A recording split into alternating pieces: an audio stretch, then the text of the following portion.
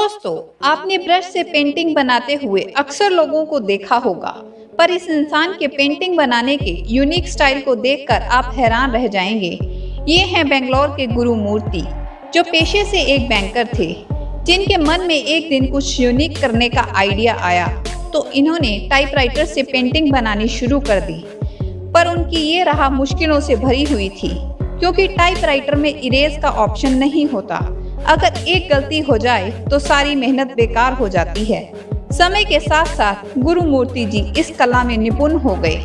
गुरुमूर्ति जी typewriter के साथ अब तक 350 से ज्यादा पेंटिंग्स बना चुके हैं। गुरुमूर्ति जी से कई नेताओं और मशहूर हस्तियों ने अपनी पेंटिंग्स बनवाई हैं। गुरुमूर्ति जी अपनी इन यूनिक पेंटिंग्स के कारण न्यूज़ चैनल और सोशल मीडिया पर छाए रहते हैं। ऐसी इंटरेस्टिंग वीडियोस के लिए चैनल को सब्सक्राइब करें।